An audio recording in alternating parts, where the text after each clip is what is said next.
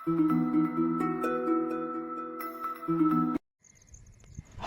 High ନମସ୍ତେ, ଭଲରେ ଥାନ୍ତୁ ସମସ୍ତେ। ତ ଆଜି ମୋର ଏଇ ଚ୍ୟାନେଲରେ ପ୍ରଥମ ଥର ମୋଟୋ ବ୍ଲଗିଂ ଆଟ୍ ଭିଲେଜ୍। ତ ଦେଖନ୍ତୁ ଗାଁର ସୁନ୍ଦରତା। ତ ଆଜି ଦେଖିବେ ଆପଣମାନେ। ଦେଖନ୍ତୁ ମୁଁ ଏବେ ଚିତ୍ରତୋଳା ନଦୀ ବନ୍ଧେ କୋରୁଆ ପାଖରୁ ଆମ ଘର ଯାକେ ଯାଉଛି। ତ ଦେଖନ୍ତୁ କି ସୁନ୍ଦର ସବୁଜ ଭରା, ବର୍ଷା ଦିନ ହେଇଥିବାରୁ ପୁରା ଗ୍ରୀନ୍ ଲାଗୁଛି ଦୁଇ ପାଖ। ଚାଲନ୍ତୁ ଦେଖିବା। ରୋଡ ବି ଟିକେ ଖରାପ ଅଛି। ତାହେଲେ ଚାଲନ୍ତୁ ଦେଖିବା ଆମେ କେତେ ସୁନ୍ଦର ପରିବେଶ। ଆପଣମାନେ ଦେଖିପାରୁଥିବେ ମୁଁ ଯେଉଁ ମୋବାଇଲଟା ମାଉଣ୍ଟ କରିଛି ମୋର ଚେଷ୍ଟ ବେଲ୍ଟରେ। ଦେଖନ୍ତୁ କେତେ ଜୋରେ ହଲୁଛି, କେତେ ଜୋରେ ଆମର ଭାଇବ୍ରେସନ୍ କରୁଛି। ତ ଉପରେ ମୁଁ ଦେଉଛି ସେଇଟାର ଫଟୋ, ଯେଉଁଟାକି ମୁଁ ଫ୍ଲିପକାର୍ଟରୁ ବାଏ କରିଥିଲି। କିନ୍ତୁ ଦେଖନ୍ତୁ ଆଧିରେ ମୋଟୋ ବ୍ଲଗିଂ ଠିକ୍ସେ ହେଇଥାଇପାରେ ମୋବାଇଲ ବଡ଼ଟା ଯୋଗୁଁ ଏୟାର ଧରୁଛି। ନହେଲେ ଯଦି ଆମର ଲାଗିବ କ୍ୟାମେରା, ଗୋପ୍ରୋ କ୍ୟାମେରା ଲଗାଇଲେ ଠିକ୍ ହେଇଯାଇପାରେ। କିନ୍ତୁ ମୋବାଇଲରେ ଆଦୌ ଠିକ୍ସେ ମୋଟୋ ବ୍ଲଗିଂ ସୁଟ୍ ହେଇପାରିବନି। ଦେଖନ୍ତୁ ବହୁତ ଜୋରେ ଦେଖନ୍ତୁ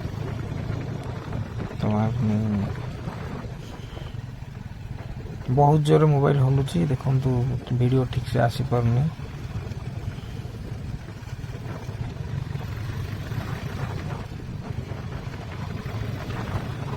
ଏଇଠୁ ବର୍ତ୍ତମାନ ଆମ ଘର ପାଖରୁ ମୁଁ ଆସିଛି 20 କିଲୋମିଟର। ଚିତ୍ରତୋଳା ବନ୍ଧ କରରେ ମୁଁ ଏବେ ଯାଉଛି।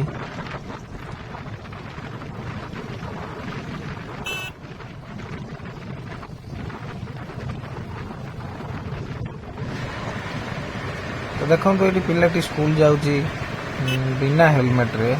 ଏପରି ଆପଣମାନେ କରନ୍ତୁନି, ହେଲମେଟ୍ ପିନ୍ଧନ୍ତୁ ସବୁବେଳେ, କାହିଁକିନା କେତେବେଳେ କେଉଁଠି କ'ଣ ହେବ କହିହେବନି। ତ ୟୁଜ୍ ହେଲମେଟ୍ ଆଟ୍ ରାଇଡ୍। ତ ଆମେ ଏବେ ପହଞ୍ଚିଯିବା ନରେନ୍ଦ୍ରପୁର ପାଖାପାଖି। ତ ନରେନ୍ଦ୍ରପୁର ଆମେ ଜୟପୁର କଟିକଟା ରୋଡ଼ରେ ବା ରାଇଟ୍ ଟର୍ନ ନେଇ ଯିବା।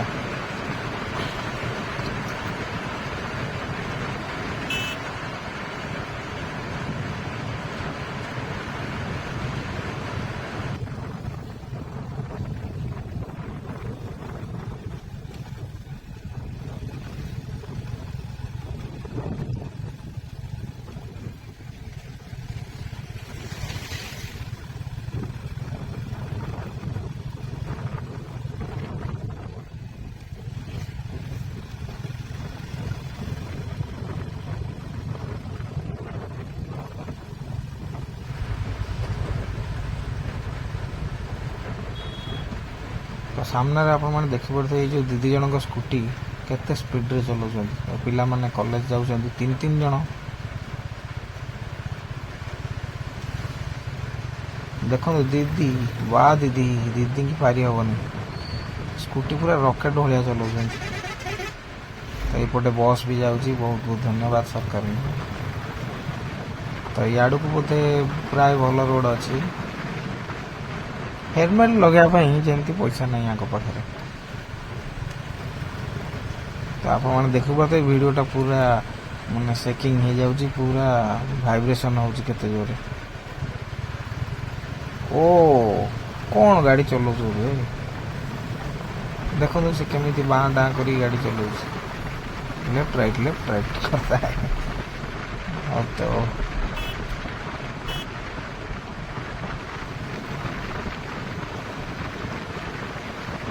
ତ ସକାଳ ବର୍ତ୍ତମାନ 9ଟା ହେବ, ତେଣୁ ପିଲାମାନେ ସବୁ କଲେଜ ସ୍କୁଲକୁ ବାହାରି ଆସିଛନ୍ତି ଯିବା ପାଇଁ। ତ ରୋଡ଼ ବି ବହୁତ ଫାଙ୍କା ରହିଛି।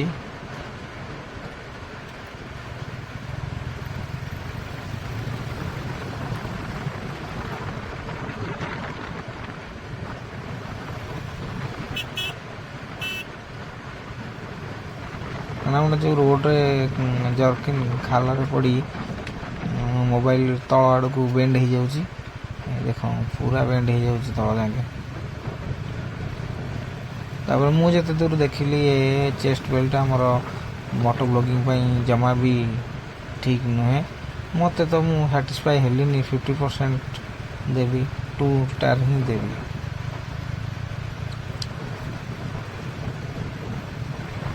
ତ ଭଲ ରୋଡ଼ରେ ଠିକ୍ ଠାକ୍ ସୁଟ୍ ହେଉଛି, ଟିକେ ଖାଲଉଞ୍ଚ ରୋଡ଼ରେ ସେକିଂ ହେଇଯାଉଛି, ଭାଇବ୍ରେସନ୍ କରିକି ପୁରା ଆଙ୍ଗେଲ୍ ଚେଞ୍ଜ ହେଇଯାଉଛି, ତଳକୁ ଆସିଯାଉଛି।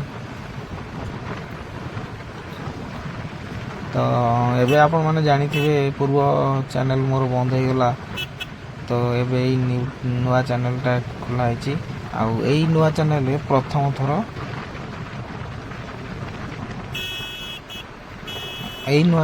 ପ୍ରଥମ ଥର ମୋ ମୋଟୋ ବ୍ଲଗିଂରେ ଆସିଛି। ତ ଏଇଟା ମୋର ଫାର୍ଷ୍ଟ ରାଇଡ୍। ଦେଖନ୍ତୁ କେତେ ସୁନ୍ଦର ଗଛ ଗୁଡ଼ିକ ଦେଖାଯାଉଛି, ରୋଡ଼ ସାଇଡ଼୍ରେ ବହୁତ ବଢ଼ିଆ ଦେଖାଯାଉଛି। ମୋର ବହୁତ ଅର୍ଜେଣ୍ଟ କାମ ଅଛି, ନହେଲେ ମୁଁ ନଈବନ୍ଧ ଉପରକୁ ଯାଇକି ନଈର ଦୃଶ୍ୟ ଦେଖାଇ ପାରିଥାନ୍ତି, କିନ୍ତୁ ଆଉ କେବେ ଆସିଲେ ନିଶ୍ଚୟ ଭାବେ ଦେଖିବେ ଆପଣମାନେ।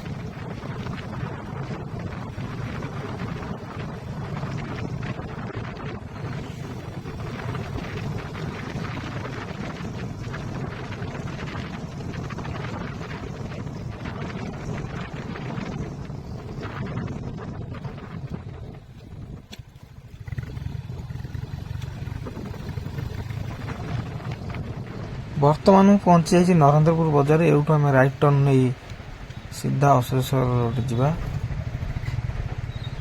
ଏଇଟା ହେଉଛି ଆମର କଟିକଟା ଜୟପୁର ରୋଡ଼। ଏଇଠୁ 10 କିଲୋମିଟର ହେଉଛି ଆମର କଟିକଟା।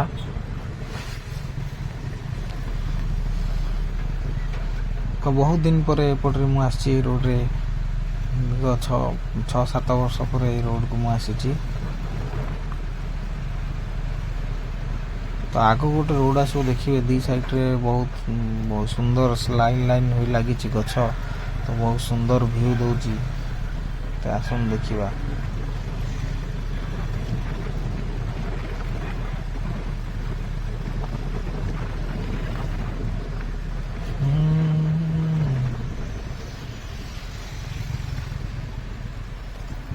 ତ ବର୍ତ୍ତମାନ ଆମେ ନରେନ୍ଦ୍ରପୁର ପାସ୍ କରି ଯାଇଛି। এইଠୁ ଆରମ୍ଭ ହେଇଗଲା ସେଇ ରୋଡ଼। ଦେଖନ୍ତୁ ଦି ସାଇଡ଼ରେ ପୁରା ଲାଇନ୍ ହେଇ ଗଛ ଲାଗିଛି, ବହୁତ ସୁନ୍ଦର ଲାଗୁଛି, ଭଲ ଛାଇ ବି ପ୍ରଦାନ କରୁଛି।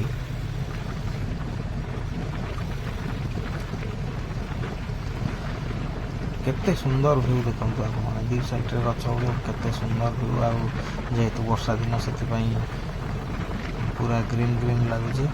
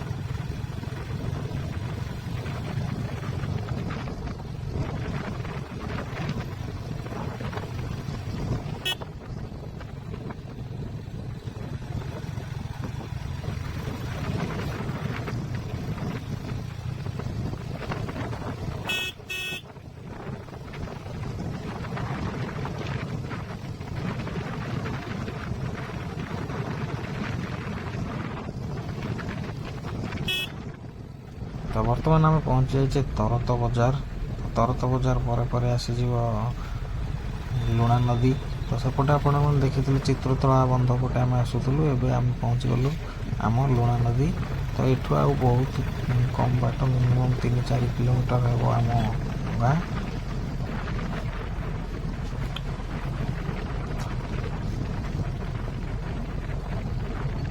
ତ এইଟା ହେଉଛି ଆମେ ତରତ ହାଟ ପାସ୍ କଲେ, ଏଇଠୁ ବଜାର ଆରମ୍ଭ। ସେଟା ଗଲେ ହାଟ ଛକ ପାସ୍ କରି ଆସିଲେ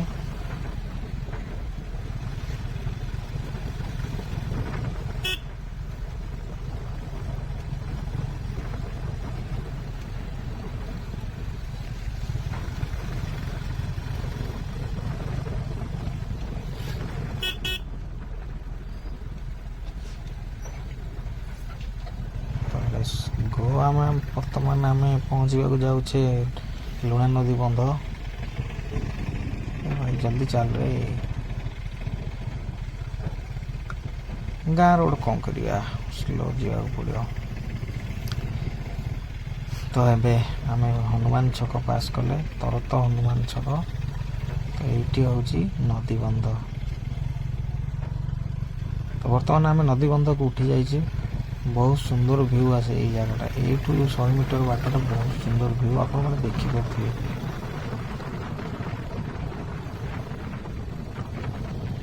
ତ ଆଗକୁ ଦେଖିବେ ବହୁତ ସୁନ୍ଦର ବ୍ରିଜ। ହେ ଭାଇ ହେ, କ'ଣ ଗାଡ଼ି ଚଲାଉଛି ଦେଖନି, ପୁରା ରାଇଟ୍ରେ। ଛାଡ଼, କ'ଣ କହିବା କାହାକୁ। ତ ବର୍ତ୍ତମାନ ଆପଣମାନେ ପହଞ୍ଚି ଯାଇଛେ ବ୍ରିଜ ଉପରେ, ଅସୁରେଶ୍ୱର ଲୁଣା ବ୍ରିଜ। ତ ବ୍ରିଜ ଦେଖନ୍ତୁ କେତେ ସୁନ୍ଦର। ତ ଆଗରୁ ଏଇ ଯେଉଁ ପିଲର ଗୁଡ଼ା ଦେଖୁଛନ୍ତି, ଏଗୁଡ଼ା ସବୁ ନୀଳ ଥିଲା। ତ ଆମର ମୋହନ ସାର୍ ଆସିଲା ପରେ, ମୁଖ୍ୟମନ୍ତ୍ରୀ ହେଲା ପରେ ଏଗୁଡ଼ା ସବୁ ଅରେଞ୍ଜ ହେଇଯାଇଛି। ତ ନେକ୍ସଟ ଟାଇମ୍ ଆଉ କିଏ ଆସିଲେ ଏଇଟା ଅରେଞ୍ଜ ଆଉ ନୀଳ ମିଶିକି ଜାତୀୟ ପତାକା ହେଇଯିବ, ତିରଙ୍ଗା କରିଦେବେ। ତ ଆମେ ବ୍ରିଜ ପାସ୍ କରି ପଳେଇ ଆସିଛେ। ତ ଏଇ ପଟ ଆସିଗଲା ଆମ ରୁଟ୍। ତ ଏଇଠୁ ସିଧା 1 କିଲୋମିଟର ହେଉଛି ଆମର ଅସୁରେଶ୍ୱର ବଜାର। ଏଇ ରୋଡ଼ରୁ ଦେଖନ୍ତୁ ଦୁଇ ସାଇଡ଼୍ କେତେ ସୁନ୍ଦର ଲାଗୁଛି ନଦୀ ବନ୍ଧ।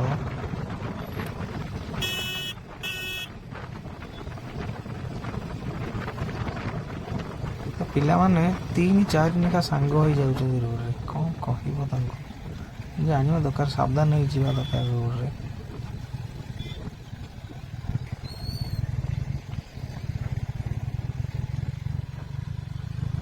ବର୍ତ୍ତମାନ ଆମେ ପହଞ୍ଚିବାକୁ ଯାଉଛେ ଅସୁରେଶ୍ୱର ବଜାର, ଯେଉଁଟାକି ଆମର ଛୋଟବେଳୁ ସହିତ ଏହି ବଜାର ସହିତ ଜଡ଼ିତ। ଦେଖନ୍ତୁ ମୁଁ ଏଠି ଅସୁରେଶ୍ୱର ହାଇସ୍କୁଲ ଆମ ଏରିଆର ପୁରା ଏଇ ସାମ୍ନାରେ ଦେଖନ୍ତୁ, ରାଇଟ୍ ସାଇଡ଼୍ରେ ହେଉଛି ଅସୁରେଶ୍ୱର ହାଇସ୍କୁଲ, ଯେଉଁଟାକି ଆମ ଏରିଆର ଫେମସ୍ ବହୁତ ବଡ଼ ସ୍କୁଲ, ବହୁତ ପୁରୁଣା ସ୍କୁଲ, ଯେଉଁଠିକି ମୁଁ ପଢ଼ୁଥିଲି। ତ ସାମ୍ନାରେ ବି ଏଇଠି ଅଛି SM କଲେଜ ବି। ତ ସାମ୍ନାରେ ଦେଖନ୍ତୁ ଆପଣ ଶ୍ରୀ ଜଗନ୍ନାଥଙ୍କର ରଥ, ଯେଉଁ ଦଧିବାବନ ଜୀଉଙ୍କର ରଥ ଏଇଠି ରଖାଯାଇଛି। ବାହୁଡ଼ା ଦିନ ପୁଣି ରିଟର୍ଣ୍ଣ ଯିବେ ସେପଟକୁ। ତ ଏଇଟା ହେଉଛି ରଥ ଦାଣ୍ଡ, ଆମର କୋଇଲ ରଥ ଦାଣ୍ଡ ନାଁରେ ସମସ୍ତେ ଜାଣନ୍ତି। ତ ସାମ୍ନାରେ ଆପଣମାନେ ଦେଖିବେ ଦଧିବାବନ ଜୀଉଙ୍କର ବହୁତ ସୁନ୍ଦର ମନ୍ଦିର। ତ ରହିବାକୁ ତ ମୋତେ ସମୟ ନାହିଁ, ଆଉ କେବେ ମୁଁ ଦେଖେଇବି, କିନ୍ତୁ ସାମ୍ନାରୁ ତୁମେ ଭିଉ ଦେଖିଦେଇଥାନ୍ତି। ବହୁତ ସେକିଂ କରୁଛି, ତ ବହୁତ ଭାଇବ୍ରେସନ୍ କରୁଛି। ତ ଦେଖନ୍ତୁ ଏଇ ମନ୍ଦିରରେ ଆମେ ପହଞ୍ଚି ଯାଇଛେ। ରହିବାକୁ ମୋତେ ସମୟ ନାହିଁ, ତେଣୁ ନେକ୍ସଟ ଟାଇମ୍ କେବେ ଦେଖିବି। ଏଇ ସର୍ଟକଟ୍ ରୋଡ଼ରେ ମୁଁ ଚାଲିଛି। ବଜାର ଭିତରେ ଗଲେ ଜାମ୍ ହେବ, ତେଣୁ ମୁଁ ଏପଟରେ ଗାଁ ପଟେ ଦେଇ ସର୍ଟକଟ୍ ରୋଡ଼ରେ ପଳେଇ ଯାଉଛି।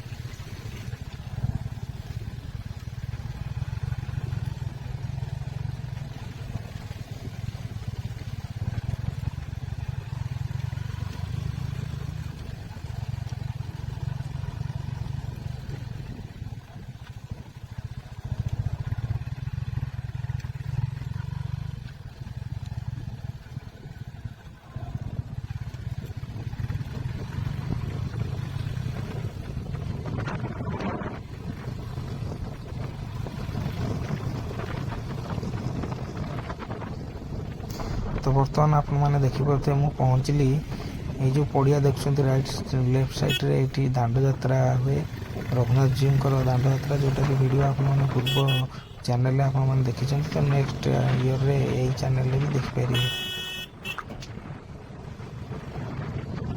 ଏହା ହେଉଛି ରଘୁନାଥଜୀଙ୍କର ଗେଟ୍। ଏଇଠୁ ଗଲେ ମନ୍ଦିର ପଡ଼ିବ 400 ମିଟର ନାଇଁ। ତ ଦେଖନ୍ତୁ ମଲ୍ଲିପୁର ଗାଁ ବହୁତ ସୁନ୍ଦର, ସବୁଜିମା ଭରା ଦିଶୁଛି।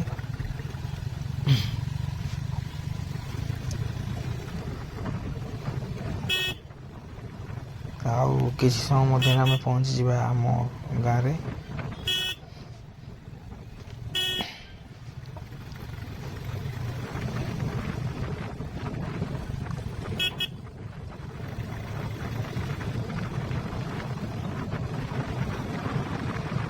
ତ ଏଇଟା ଆମର ପୁରୁଣା school Mallipur ME school, EP school ଆଉ ହାଇ ସ୍କୁଲ ବି ହେଇଯାଇଛି ଏବେ।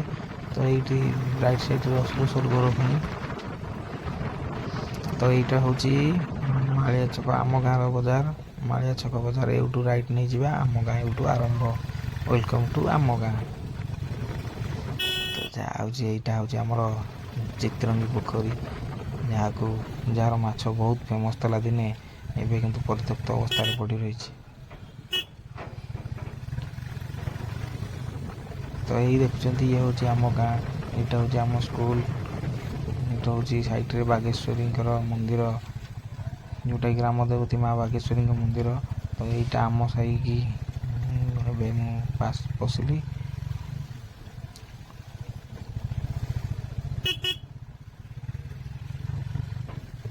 ସମସ୍ତଙ୍କର ନିଜ ଗାଁ ବହୁତ ସୁନ୍ଦର ଲାଗେ। ଯେତେ ଯୁଆଡ଼େ ଥିଲେ ବି ନିଜ ଗାଁକୁ କେବେ କେହି ଭୁଲି ପାରନ୍ତିନି। କିନ୍ତୁ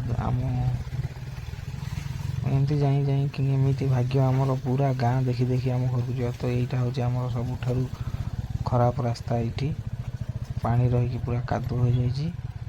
ତ ଆମେ ଫାଇନାଲି ପହଞ୍ଚିଗଲେ ଆମ ଘରେ। ଆମ ଘରରେ ଏତେ ଗାଡ଼ି।